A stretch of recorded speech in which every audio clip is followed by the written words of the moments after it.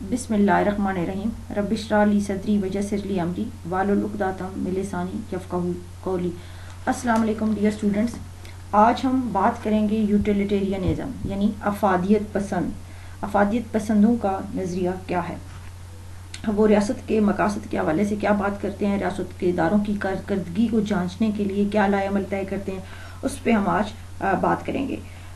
تو ریاست کے جو مقاصد اس کے سلسلے میں اس نظریے کو پیش کیا ہے جرمی بینتھم، جان آسٹن اور جیمز مل نے۔ 19 سینچری میں اس نظریے کے تحت انگلینڈ میں اکنامک اور پولیٹیکل ریفارمز کی گئیں، جس میں خاص طور پہ مثلاً جو اڈلٹ سفریج یعنی رائے دہی میں توسیع کی گئی، اس کے حوالے سے قوانین میں اصلاح کی گئی۔ پھر ریاست کے قوانین اور سیاسی اداروں کی اہمیت پر ان کی افادیت کے حوالے سے ان کی اداروں کی کارکردگی کو جانچا جاتا ہے۔ قوانین کی افادیت کو جانچنے کے لیے افادیت پسندوں نے یعنی یوٹیلیٹیرینسٹ نے ایک اسٹینڈرڈ قائم کیا، ایک نارمیٹو پرنسپل دیا، جس کے لیے وہ کہتے ہیں کہ دکھ سکھ یعنی پین اینڈ پلیئر، خوشی اور غم کی وہ اصطلاح استعمال کرتے ہیں۔ اس کو ایکسپلین وہ اس طرح سے کرتے ہیں کہ یہ انسانی فطرت ہے کہ ہر فرد رات کے لیے کوشاں رہتا ہے جبکہ تکالیف سے دور بھاگتا ہے، یعنی ہر فرد خوشی چاہتا ہے اور دکھ سے دور بھاگتا ہے۔ لہٰذا ریاست کو ایسے قوانین بنانی چاہیے جو معاشرے میں کہ خوشی کا باعث بنے، یعنی جس سے زیادہ سے زیادہ لوگوں کو پلیئر ملے اور وہ دکھ سے دور ہوں۔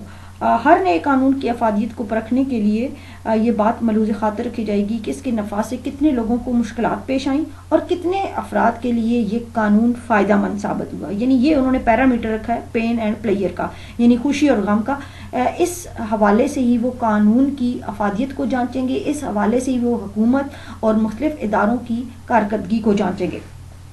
اس نظریے کے مطابق ریاست کا جو مقصد ہے زیادہ سے زیادہ افراد کے لیے سکون مہیا کرنا ہے۔ افادیت پسندوں نے اپنے نظریات کو مختلف صورتوں میں پیش کیا ہے۔ قانون سے متعلق معاملات میں انہوں نے اپنے ان اصولوں کا اطلاق جو ہے وہ بینتھم اور آسٹن نے کیا۔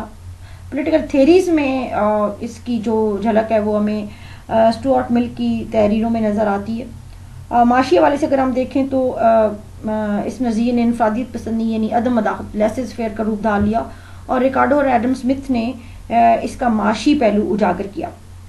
اب سب سے مقاصد کے حوالے سے اگر ہم بات کریں آبجیکٹیوز آف دی اسٹیٹ، تو یہ جو یوٹیلیٹیرینسٹس ہیں یہ ریاست کے مقاصد کو بہت محدود کر دیتے ہیں۔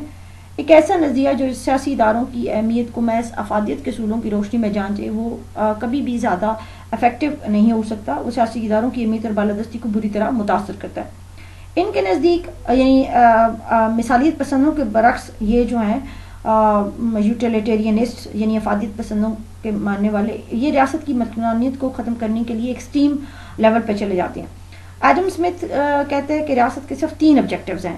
ایک تو یہ کہ نمبر 1 بیرونی حملوں سے بچاؤ، یعنی کسی بھی ریاست کو ایکسٹرنل ایگریشن، کسی بھی بیرونی حملہ آور سے بچانے کا فرض جو ہے وہ ریاست کے پاس ہے۔ دوسرے نمبر پہ وہ کہتے ہیں کہ جسٹس یعنی نظام عدل کا قیام، تاکہ افراد کو زیادہ سے زیادہ ظلم و ستم سے محفوظ رکھا جائے، تو یہ بھی اس کا خیال ہے کہ ریاست کے فرائض میں آتا ہے، اس کے بنیادی مقاصد میں سے ہے۔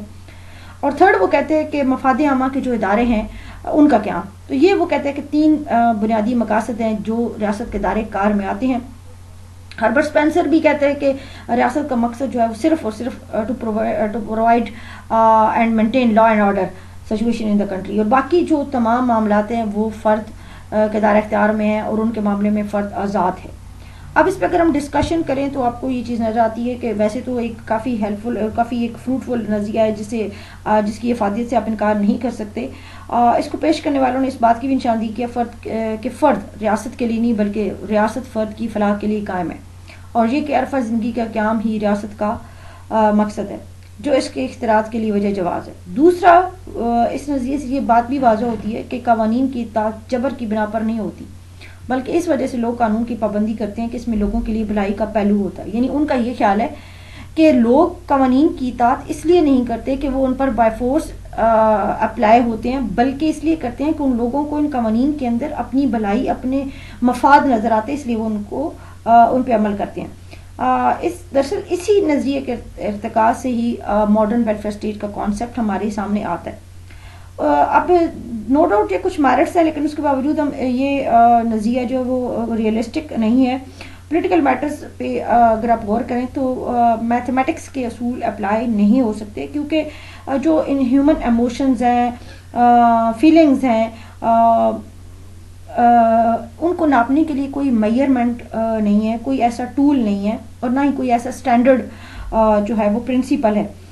ایک بات اگر کسی کے لیے خوشی کا باعث بنتی ہے تو وہی بات دوسرے کے لیے تکلیف کا باعث ہو سکتی ہے۔ ایک قانون اگر چند لوگوں کے لیے، ایک گروپ آف کمیونٹی کے لیے فائدہ مند ہے، لیکن وہ دوسروں کے لیے نقصان دہ ہے۔ اسی کو اگر آپ تھوڑا سا ماڈرن ڈیموکریسیز کے اندر دیکھیں تو جس میں کافی حد تک ایسے لوگ ایلیٹ کلاس یا انڈسٹریلسٹ کلاس ایون کے ایوانوں کے اندر پارلیمنٹری پروسیڈنگز میں انوالو ہوتی ہے، تو ایسے قوانین وہاں بنائے جاتے ہیں جو ان کے مفادات کی ترجمانی کرتے ہیں۔ ایسے قوانین پاس کیے جاتے ہیں جو ان کے مفادات کی ترجمانی کرتے ہیں، جو کہ ایک لارج نمبر آف میسز اور سیگمنٹ آف سوسائٹی اس کو وہ فائدہ نہیں دے رہے۔ تو وہاں پر یہ نظریہ ناکام ہو جاتا ہے کہ ایک قانون جو ہے اگر کچھ لوگوں کے لیے فائدہ مند ہے تو دوسروں کے لیے وہ نقصان دہ ہے۔ تو ہم کس طرح سے ان قوانین کی افادیت کو جانچیں گے؟ بہرحال اس نے کہا کہ ظاہر ایک مسلمہ معیار کے عدم موجودگی میں قوانین کی افادیت کو شماریات کے اصولوں کی روشنی میں نہیں جانچا جا سکتا، یعنی اسٹیٹسٹیکل بیسس پہ آپ ان کو نہیں چیک کر سکتے۔ دوسرا، اس نظریے کے تحت فرد کی فلاح و بہبود کی جو اجتماعی معاشرے کی فلاح و بہبود پر فائق قرار دے دیا جاتا ہے، یعنی اس کے تحت جو آپ فرد کی فلاح و بہبود ہے اس کو آپ معاشرے کی اوور آل جو ویلفیئر ہے اس پر آپ فائق قرار دیتے ہیں، یعنی فرد کو زیادہ آپ سپریم حیثیت دیتے ہیں۔